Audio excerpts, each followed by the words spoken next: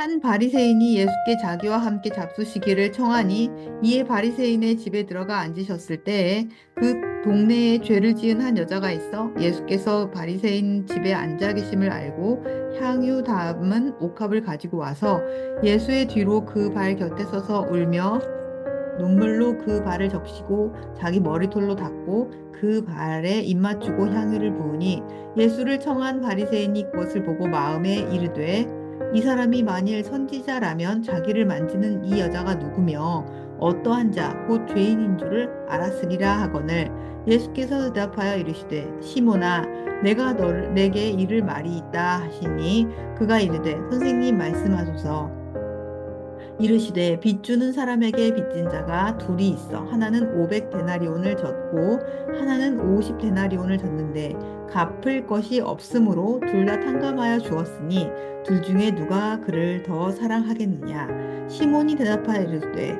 내 생각에는 많이 탕감을 받은 자니이다 이르시되 내 판단이 옳다 하시고 그 여자를 돌아보시며 시몬에게 이르시되 이 여자를 보느냐 내가 내 집에 들어올 때 너는 내게 발 씻을 물도 주지 아니하였으되 이 여자는 눈물로 내 발을 적시고 그 머리털로 닦았으며 너는 내게 입맞추지 아니하였으되 그는 내가 들어올 때로부터 내 발에 입맞추기를 그치지 아니하였으며 너는 내 머리에 감람류도 붓지 아니하였으되 그는 향유를 내 발에 부었느니라 이러므로 내가 내게 말하노니 그의 많은 죄가 사하여졌도다 이는 그의 사랑함이 많음이라 사함을 받은 일이 적은 자는 적게 사랑하느니라 이에 여자에게 이르되 내 죄사함을 받았느니라 하시니 함께 앉아 있는 자들이 속으로 말하되 이가 누구시기에 죄도 사하는가 하더라 예수께서 여자에게 이르시되 내 믿음이 너를 구원하였으니 평안히 가라 하시니라.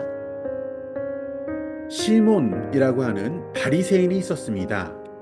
이 사람이 예수님을 식사 자리에 초대합니다. 예수님께서는 바리새인 시몬의 집에 와 앉으셨습니다. 이때 예수님의 소식을 들은 한 죄인 여자가 향유 옥합을 가지고 왔습니다. 예수님 발 앞에서 눈물로 주님의 발을 적시고 그 머리털로, 자신의 머리털로 발을 닦고 그 발에 입을 맞추고 향유를 부었습니다. 이것을 본 바리새인 시몬은 이 여자가 도대체 여기서 왜 이런 짓을 하고 있는가? 그리고 이 여자를, 이런 여자, 죄인 여자를 받아주고 있는 예수님의 모습, 도무지 이해를 할 수가 없었습니다. 마음속으로 예수님과 이 죄인 여자를 비난하고 있었습니다. 당시 바리새인들이 누굽니까? 가장 훌륭한 종교인들이었고 가장 의로운 생활을 하는 사람들로 인정받는, 칭찬받는 계층의 사람들이었습니다. 자신들은 신앙이 좋고 의롭다 이런 자부심이 있었고 사회적으로 볼 때에도 예의와 격식에 있어서 타의 추종을 불허하는 그런 사람들이 바리새인들이었습니다. 아마도 바리새인 시몬이 예수님을 집에 초대했을 때 혹시라도 흠 잡힐까 해서 집에 먼지 하나 없이 깨끗하게 치웠을 것이고 가장 좋은 테이블, 최고의 접시 다 꺼내 놓았을 것입니다. 제일 값비싼 음식을 준비해서 분위기 좋게 내가 정말 잘 대접했다 라는 소문이 나야 한다. 이런 생각을 분명히 했을 것입니다. 그때 죄인 여자 나타납니다. 동네 공식 인정된 죄인이었고 손가락질을 받는 자였습니다. 아마도 이 여자가 등장할 때 많은 사람들이 따가운 눈총을 예, 받으면서 아마 시몬의 집에 이 여인이 등장했을 것입니다. 눈물로 예수님 발을 적시고 발에 입을 맞추고 향유를 부어 드렸습니다. 바리새인 시몬이 보기에는 이 죄인 여자가 매우 부담스러운 행동을 하고 있는 그런 상황이었습니다. 예수님의 반응도 전혀 이해가 가지 않았습니다. 죄인 여자가 하는 행동을 다 받아주고 있는 모습. 그런 시몬의 마음의 상태를 가장 잘 표현하고 있는 것이 39절 말씀이죠. 예수를 청한 바리새인이 그것을 보고 마음에 이르되 이 사람이 만일 선지자라면 자기를 만지는 이 여자가 누구며 어떠한 자, 곧 죄인인 줄을 알았으리라 하거늘. 시몬은 예수님과 죄인 여자 모두를 마음속으로 경멸하고 판단하는 자리에서 그는 비난하고 있었습니다. 예수, 저 사람은 선지자급도 안 되는 사람이구나. 별 볼 일 없는 사람이네. 도대체 이 여자가 어떤 죄인인 줄도 모르고 얼마나 큰 문제 있는 여자인 줄도 모르고 도대체 지금 뭘 하는 짓들인가? 예수님께서는 그러한 시몬의 속내를 다 아시고 이런 말씀을 통해 질문을 던지십니다. 빚을 갚을 능력이 없는 두 사람이 있다. 한 사람은 500데나리온을 빚졌고 한 사람은 50데나리온을 빚졌다. 그런데 만일 돈 빌려준 사람이 이 두 사람 다 빚을 탕감해 주었다면 누구에게 더 큰 감사가 있겠느냐? 더 큰 사랑이 넘치겠느냐? 이렇게 물으십니다. 그때 시몬이 대답하죠. 더 많이 탕감받은 자입니다. 자, 어떻습니까? 여기서 많은 빚을 지고 많이 탕감받은 자가 누굽니까? 바로 이 죄인 여자를 의미하는 것이죠. 바리새인 시몬은 적게 탕감받은 자였습니다. 죄인 여자는 도저히 용서받을 수 없는 자신의 죄, 그 죄를 용서해 주시는 분, 죄 사함의 능력을 가진 메시아를 만나서 빚을 탕감받듯이 자신의 모든 죄를 용서받는다는 것을 알고 있었습니다. 하나님의 아들, 이 예수님을 향한 사랑과 감사의 마음이 이 여인에게 훨씬 더 크고 강렬했던 것입니다.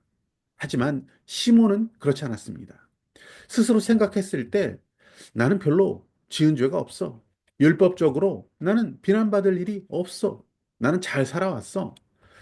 그렇게 생각했으니 이 주님의 능력, 주님의 죄사함의 능력이 그렇게 대단하게 느껴지지는 않았던 것입니다.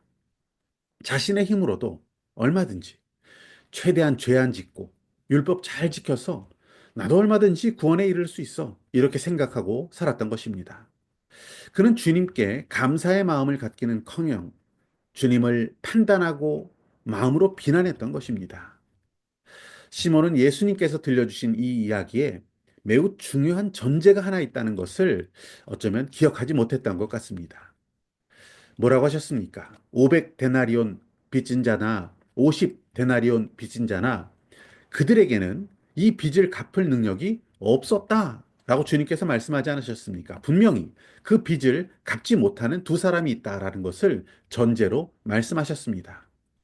자신의 힘으로 이 빚을 갚을 수 없는 그들처럼 어차피 시몬도 어차피 죄인 여인도 마찬가지로 빚 갚을 능력, 즉 자기 죄를 용서받을 수 있는 능력이 스스로에게는 없었다는 것을 주님께서 분명히 전제로 말씀하셨죠.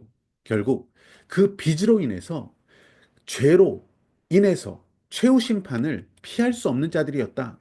그들의 인생은 파탄으로 멸망으로 향해 갈 수밖에 없었다. 그 길을 피할 수 없었다. 라는 것이 예수님의 전제였습니다.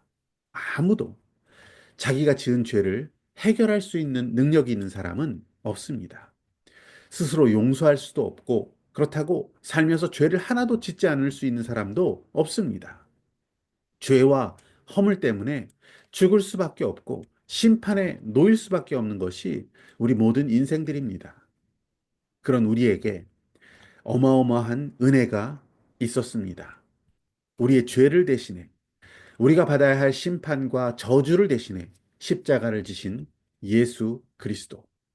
그분은 우리 모든 죄에서 우리를 깨끗게 하실 능력의 주님이셨습니다. 그런 주님의 은혜를 가장 크게 감사한 자는 식사를 대접하고 있는 시몬이 아니라 바로 죄인 여자였던 것입니다. 남들이 보든 안 보든 망가진 모습으로 주님 발위에 눈물을 철철 흘리면서 자신의 머리카락이 어떻게 되든 신경 쓰지도 않고 주님의 발을 닦았습니다. 죄를 사하시고 영원한 형벌과 심판에서 나를 건지시고 하나님 나라에 살게 하시는 나의 주인이시며 신랑이신 예수님께 그저 감사해서 그 발에 입을 맞추었던 것입니다. 주님의 귀하신 발, 나를 위해 갈보리를 오르시고 못 박히신 그 발, 여인은 매우 값비싼 향유를 가져왔습니다. 반면 시몬은 큰에 빠진 올리브 기름, 감람유도 예수님의 머리에 바르도록 내놓지 못했지만 이 여인은 자신의 모든 것이라도 주님을 위해 드릴 수 있는 감사가 있었습니다. 은혜를 아는 자. 예수가 그리스도시며 주인이심을 고백한 자는 바로 은혜를 알았던 이 죄인 여자였던 것이죠. 그래서 50절에 예수님 이렇게 말씀하십니다. 예수께서 여자에게 이르시되 네 믿음이 너를 구원하였으니 평안히 가라 하시니라. 아멘. 주님의 은혜를 우리도 더 깊이 깨닫기 원합니다. 나의 죄를 사하신 분, 내 영혼의 주인이시며 단 하나의 결론이시며 모든 문제의 해결이시며 정답이신 주님을 우리가 믿음으로 고백하기 원합니다. 그 주님의 은혜를 아는 사람, 주님께 감사하며 주님을 더욱 사랑하며 살아가는 저와 여러분이 되시기를 축복합니다.